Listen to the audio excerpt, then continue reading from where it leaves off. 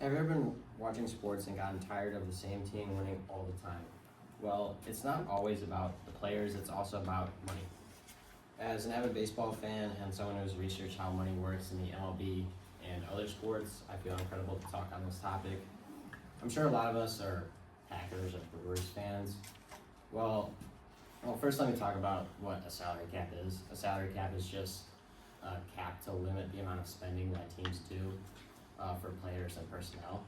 Um, and then also salary floor is where you raise the amount of money to an amount of money a team has to spend.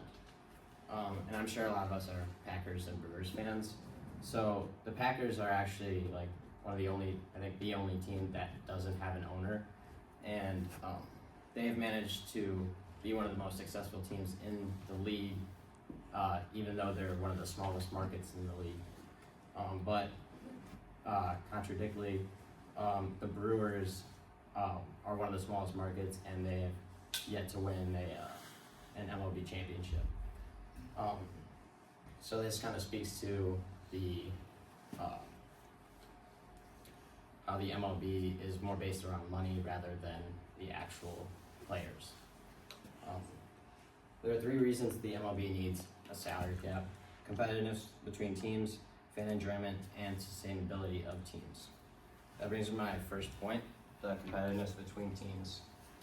According to Scott Allen of Spotrac, in 2025, it takes $67 million to go from a non-playoff team to a playoff team in the MLB.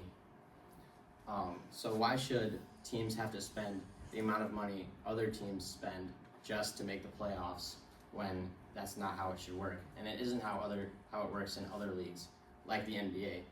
Using the same source, Scott Allen said that the NBA, you have to spend $174 million to make the playoffs, but only $170 million but other teams spend $170 million and they don't make the playoffs. So the difference between the amount of money NBA teams spend for non-playoff and playoff teams is negligible compared to the amount of money the MLB teams would have to spend.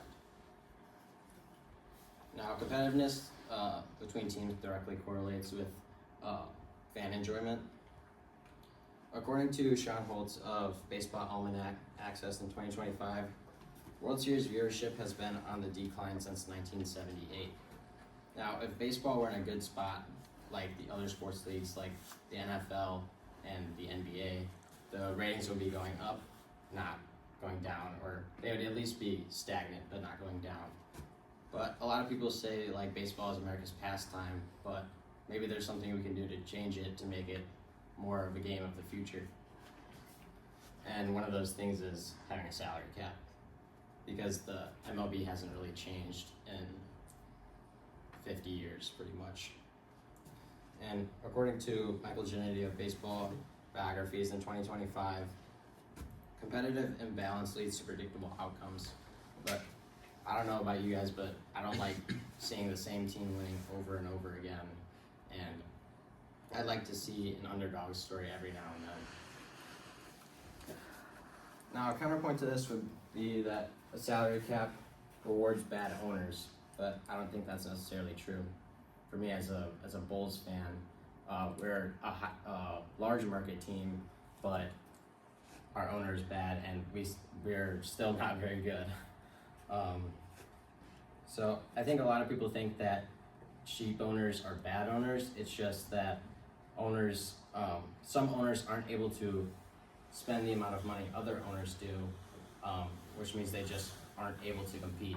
Like in the MLB, the Mets have 4 owners, but the A's only have 1, and they're only able to spend around $120 million, while the Mets spent $400 million.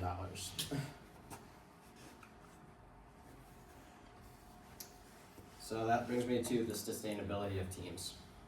According to Santiago Leon of Sportscast, there have been 7 champions in the last 33 years in the English Premier League.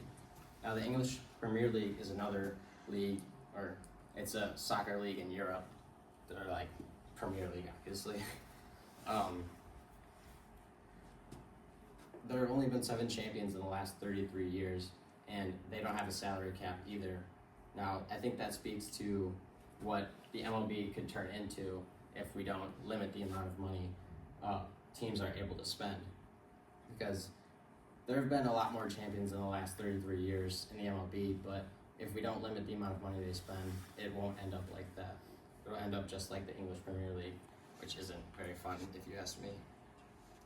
Now this next point is a little abstract, but bear with me, I'll come around to it.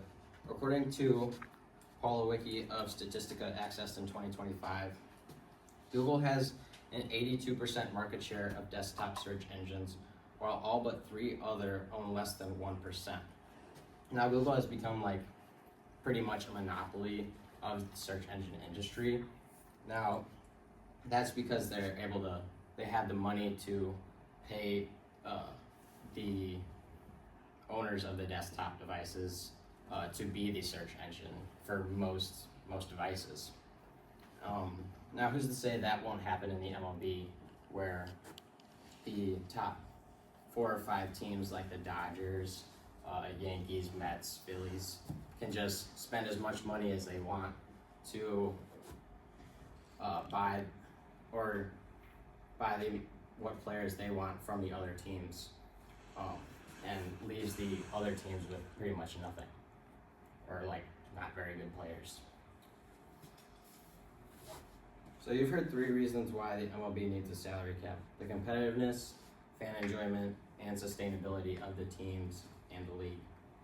Owners already want this, but it's on us to vocalize it, like repost or make a tweet or something like that. If you like a league that is predictable and watch the rich teams win over and over again, you don't have to support it, but I think we'd all like to see the underdog stories actually come to fruition every now and then. Thank you.